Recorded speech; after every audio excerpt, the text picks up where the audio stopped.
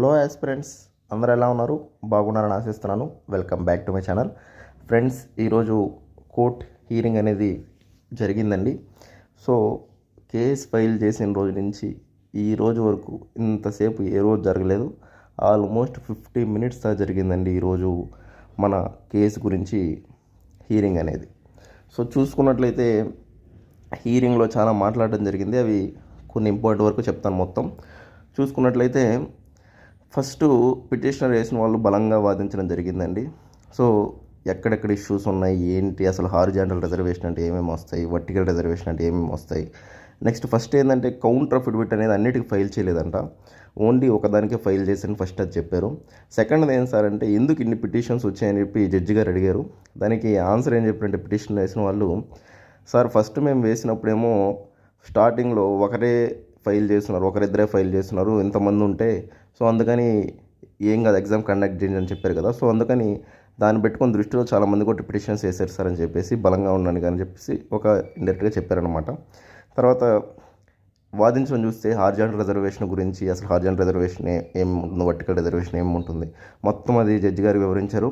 తర్వాత సబర్వాల్ జడ్జిమెంట్ గురించి, Darya జడ్జిమెంట్ని follow అవ్వలేదు అని చెప్పేసి క్లారిటీగా దాని గురించి కూడా మొత్తం వివరించారండి పిటిషన్ వేసిన వాళ్ళు. తర్వాత చూసుకున్నట్లయితే వాళ్ళు వాదించడంలో మెయిన్ పిటిషనర్స్ వేసిన వాళ్ళు అసలు కొన్ని ఎగ్జాంపుల్స్ కూడా తీసుకున్నారు. సో జోన్ 4లో సబ్ రిజిస్టర్ పోస్టులు ఎన్ని ఉంటే ఉమెన్కి ఎక్కువ, మెయిన్గా ఉమెన్ పరంగా చూసుకున్నది ఉమెన్కి 44%, కొన్ని దగ్గర 50% పోస్ట్ ఇచ్చున్నారు. అసలు ఉమెన్కి అంత ఎక్కువ ప్రిఫరెన్స్ ఇవ్వాల్సిన అవసరం ఏంటి?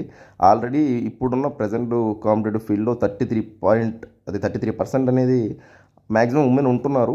లేని పక్షంలో తీసుకోవాలి, కానీ ఇక్కడ వీళ్ళే ముందే పోస్టులు వీళ్ళకని చెప్పేసి ఉమెన్కి అలాకేట్ చేసేసినట్టుంది. అది ఎలా కుదురుతుందని చెప్పేసి జడ్జి గారికి వివరంగా చెప్పారనమాట, ఎగ్జాంపుల్స్ చూపించి మరి. జోన్ 4లో 44% ఉన్నాయి, కొన్ని 50% ఉన్నాయి. సో దాని మీద కూడా డిస్కస్ చేశారు, జడ్జి గారు కూడా చూసేది దాని గురించి. నెక్స్ట్ ఇంకోటి కూడా ఇంట్రెస్టింగ్ విషయం ఒకటి చెప్పారండి. ఏంటి సార్ అంటే అది, ఇప్పుడు ఈ జిఐడి వాళ్ళు ప్రతి డిపార్ట్మెంట్ నుంచి తీసుకుంటారు కదా. సో ప్రతి డిపార్ట్మెంట్ ఎన్ని ఖాళీలు ఉన్నాయి ఏంటి అని చెప్పేసి తీసుకుంటారు కదా. అది తీసుకునే విషయంలో వాళ్ళు పంపించేది ప్రాపర్గా పంపించలేదని చెప్పేసి దాని గురించి కూడా చెప్పారనమాట. అప్పుడు జడ్జి గారు కూడా అంత ట్రైనింగ్ లేనట్టుంది వాళ్ళకి అని కూడా అన్నారన్నమాట. అది అక్కడ కూడా జరిగింది అది. సో పంపించే విషయంలో కూడా 56, 57, 58 పోస్ట్ ఉమెన్కి ఆ విధంగా పంపించేశారు. సో ఇది ఎలా కుదురుతుంది సార్ అసలు, అది డిపార్ట్మెంట్స్ పంపించే విషయంలోనే దాన్నే ఇచ్చేశారు ఇక్కడ వీళ్ళు అని చెప్పేసి ఆ కౌంటర్ ఫైల్ చూసి దాన్ని బట్టి కూడా చెప్పారు. సో మొత్తానికైతే చాలా ఇంట్రెస్టింగ్గా ఉండబోతుందని నేను భావిస్తున్నాను. ఇది ఎందుకు సార్ అంటే చాలాసేపు చెప్పారండి పిటిషనర్, మీరు చెప్పినట్టు 50 నిమిషాల దాకా దీని మీద వివరించారు నీట్గా. బట్ గవర్నమెంట్ అయితే వాళ్ళు ఏం చెప్తారో ఏంటో చూడాలి దీనికి. సో వాళ్ళ సైడ్ ఏం చెప్పలేదు, ఓన్లీ పిటిషనర్స్ ఈరోజు మొత్తం ఉన్నాయన్నీ చెప్పేశారనమాట. ఎగ్జాంపుల్స్ చూపించి ఏంటి విషయం, అసలు సబర్వాల్ జడ్జిమెంట్ అనేది క్యాడర్స్ మీద తీసుకుంటున్నారా, పోస్టుల మీద తీసుకుంటున్నారా, పోస్ట్కి వ్యాకెన్సీకి అసలు డెఫినేషన్ ఏంటి, వీళ్ళు ఎలా ఫిల్ చేస్తున్నారు ఏంటి, వీళ్ళు చెప్పేది ఒకటి చేసేది ఒకటి అన్నట్టుగా కూడా కొన్ని ఎగ్జాంపుల్స్ చూపించారనమాట. సో గవర్నమెంట్ని అడిగారు, అది జడ్జి గారు కూడా నీట్గా చాలా జాగ్రత్తగా విన్నారు, మొత్తం అన్నీ రాసుకున్నారు కూడా. ఏంటి, ఏం మాట్లాడుతున్నారు ఏంటి అని, మొత్తం ఏ దగ్గర ఇష్యూస్ వస్తున్నాయి, వాళ్ళు ఏ గ్రౌండ్స్ అంటే ఏ గ్రౌండ్స్ దగ్గర మీకు ప్రాబ్లమ్స్ వస్తున్నాయి చెప్పండి అంటే ఆ గ్రౌండ్స్ వివరించేటప్పుడు అన్నీ రాసుకుంటారు కూడా, అది ఏ కేసుకైనా. సో అది కూడా రాసుకున్నారు నీట్గా. సో ఇది చాలా ఇంట్రెస్టింగ్గా జరగబోతుంది. నెక్స్ట్ ఫైనల్గా దీంట్లో మళ్ళీ ఏమడిగానంటే, sir proceedings already CB test చూసుకున్నట్లయితే ఈ సిబి టెస్ట్కి ఎవరు క్వాలిఫైయర్ అనేది ఇచ్చున్నారు. ఈ యొక్క స్పోర్ట్స్ ఏమో 370 మెంబర్స్ దాకా ఇచ్చున్నారు సార్. అసలు 20 పోస్ట్స్ ఉన్నాయి స్పోర్ట్స్కి, 370 మెంబర్స్ ఇవ్వడానికి ఏం సార్, అసలు లాజిక్ ఏందని అంటున్నారు. అంటే 1:18, ఆల్మోస్ట్ 1:18 ఏంటి సార్ స్పోర్ట్స్ కొట్ట ఎందుకు, ఇది కూడా అసలు అర్థం కాలేదు మాకు అన్నట్టు దాని మీద కూడా మాట్లాడడం జరిగింది. సో ఈ సిబిటి క్వాలిఫై అయిన వాళ్ళందరికీ ఈ ప్రొసీడింగ్స్ నెక్స్ట్ కొంచెం స్టాప్ చేయమని అడిగితే, దానికి నెక్స్ట్ హీరింగ్ ఎప్పుడు ఉండాలి ఏంటని అడిగారు, 16th, 20th, 21 అని. బట్ వీళ్ళేమో 16th పెట్టమన్నారు పిటిషనర్స్. సో 16th నెక్స్ట్ వాయిదా ఉండబోతుందండి. 16th రోజు మళ్ళీ వాదన జరగబోతే ఇప్పుడు గవర్నమెంట్ వాళ్ళ సైడ్ వీటన్నిటికీ సమాధానాలు చెప్పాలి. ఇప్పుడు ఈ పిటిషనర్సే అన్నీ అడగడం జరిగింది. సో ఈ సమాధానాలన్నీ గవర్నమెంట్ చెప్పాలి. సో ఇక్కడ ఏబిపిఎస్సి గురించి కూడా కొంచెం మాట్లాడడం జరిగిందండి. అంటే వాళ్ళు చూపించిన దాన్ని బట్టి మన ఎగ్జామ్ ముందు రోజు గవర్నమెంట్ అయితే లెటర్ రాసింది కదా ఏబిపిఎస్సికి. సో లెటర్ రాసి ఎగ్జామ్ని కొంచెం ఏదో ఒక మంచి స్పెసిఫిక్ డేట్గా మార్చండి అడిగితే దానికి ఏబిపిఎస్సి ఒప్పుకోకుండా ఎగ్జామ్ పెట్టేసింది అప్పుడు చూసుకున్నట్లయితే.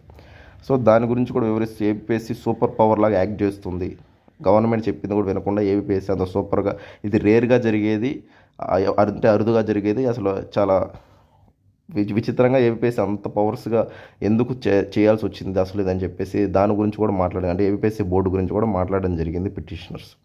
సో మొత్తం చాలా క్లారిటీగా అన్నీ మాట్లాడేశారండి ఈరోజు పిటిషనర్స్. ఇది చాలా ఇంట్రెస్టింగ్గా ఉండబోతుంది. ఏది జరిగినా మనం గవర్నమెంట్ ఇది కోర్టు ఏది చెప్పేదే ఫైనల్గా వినాలి. బట్ ప్రొసీడింగ్స్ అయితే ప్రజెంట్ అయితే 16th వరకు ఏం చేయలేము. సో 16th వినిన తర్వాత చూద్దామని చెప్పేసి, అంటే జడ్జి గారు కూడా ఏంటంటే గవర్నమెంట్ సైడ్ నుంచి ఇప్పుడు వాళ్ళు ఏం చెప్తారు దీనికి అంతా అని చెప్పేసి చూడాలి. అంటే చూస్తే అడ్వకేట్ జనరల్ గారు రాలేదన్నమాట ఈరోజు. సో కానీ వీళ్ళ వాదనలు వినాలని చెప్పేసి టైం వేస్ట్ చేయకూడదని వీళ్ళ వాదనలు వినేశారు. సో నెక్స్ట్ 16th అనేది ఇప్పుడు వాళ్ళ వాదన, వాళ్ళు దానికి ఏం సమాధానం చెప్తారు ఏంటి చూడాలి. సో ఇప్పుడు ఏం జరగబోద్ది ఏంటని అందరికీ చాలా ఆసక్తిగా ఉంది. కానీ సిబిటి టెస్ట్ ప్రిపేర్ అవ్వాల్సిన వాళ్ళు ప్రిపేర్ అయిపోండి. ఎందుకు సార్ అంటే ఏం జరిగినా ఏం జరగకపోయినా మనం ప్రయత్నం మనం చేస్తున్నాం, దానివల్ల లాస్ ఏం లేదు. కాబట్టి సిబిటి ప్రిపేర్ అయిపోండి. క్వాలిఫై అయిన వాళ్ళు, క్వాలిఫై కాని వాళ్ళు మీరు వేరే ఎగ్జామ్స్కి ఏమైనా ప్రిపేర్ అవ్వండి. దీని గురించి చూసుకుంటూ ఉండండి అప్డేట్స్, ఇద్దరు క్వాలిఫై అయినా క్వాలిఫై అవ్వకపోయినా. ఇది నేను మీకు చెప్పినట్లు వితిన్ మినిట్స్లోనే చేస్తున్నా. కేసు హియరింగ్స్ అయిపోయిన వితిన్ మినిట్స్లోనే అక్కడ మాట్లాడింది ఇంపార్టెంట్ ఇన్పుట్స్ అన్నీ మీకు చెప్తున్నాను అనమాట. ఎందుకంటే ఇంకా వాదనలు జరగతేనే మీకు ఆల్రెడీ నేను చెప్పా పోయిన వీడియోలోనే. సో ఆ వాదనలు ఏం జరిగి ఏంటి అనేది మీకు తెలియాలి కాబట్టే ఈ యొక్క వీడియో అనమాట. ఇంకా చాలా మాట్లాడడం జరిగిందండి. అంటే ఈ యొక్క ఉమెన్స్ పరంగా కొంచెం ఎక్కువ మాట్లాడారు, అంటే ఎక్కువ పోస్టులు వెళ్ళిపోయాను ఉమెన్స్. కానీ అక్కడ మెయిన్ ఏంటంటే ఆల్రెడీ ఉమెన్స్ ఇప్పుడున్న జనరేషన్, ఇప్పుడున్న ఎగ్జామ్స్కు ఆల్రెడీ ఫిల్ అవుతున్నారు సార్, వాళ్ళు ఉన్నారు పోస్టులు. మళ్ళీ స్పెసిఫిక్గా ఎందుకు సార్ వాళ్ళకి పోస్టులు ఇది విధంగా పెట్టడం అనేసి క్వశ్చన్ మార్క్ రేజ్ చేస్తున్నారు బలంగా అక్కడ. సో దానికి ఏం గవర్నమెంట్ ఏం ఆన్సర్ ఇస్తుందో ఏంటో చూడాలా.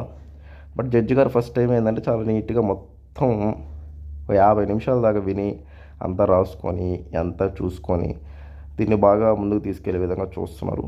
నెక్స్ట్ పిటిషనర్స్ కూడా బలంగానే వాదించారండి ఈరోజు. సో వీటికి ఆన్సర్స్ అన్నీ ఏం చెప్తారు ఏంటి అనేది చూడాలా, ఎలా జరగబోతుంది ఏంటి అనేది. సో నెక్స్ట్ నేను 16th అని చెప్పేసారు నెక్స్ట్ వాయిదా. నేను April 16th వీడియో చేసి మీకు మళ్ళీ అప్డేట్ ఇస్తాను ఏం జరగబోతుంది ఏంటని. బట్ మీరు నేను చేస్తున్న నా బిజీ టైంలో సబ్స్క్రైబ్ అయితే చేయట్లా. ప్లీజ్ అందరూ సబ్స్క్రైబ్ చేయండి. నేను నా టైంని కొంచెం పక్కన పెట్టి కూడా 1 hour ఇప్పుడు కేసు గురించి అయినా కానీ, ఎందుకంటే మన స్టూడెంట్స్ కానీ మన సబ్స్క్రైబర్స్ కానీ దీని మీద వెయిట్ చేస్తున్నారు కాబట్టి నేను మనకి గంటన్నా 1.5 గంట పెట్టి చేసి చూస్తున్నాను, ఇక్కడ వీడియో కూడా చేస్తున్నాను మీకోసం. సో ప్రతి ఒక్కరు సబ్స్క్రైబ్ చేస్తారని ఆశిస్తున్నాను. ఓకే ఫ్రెండ్స్, అయితే ఉంటాను. థ్యాంక్ యూ అండి. బాయ్ అండి.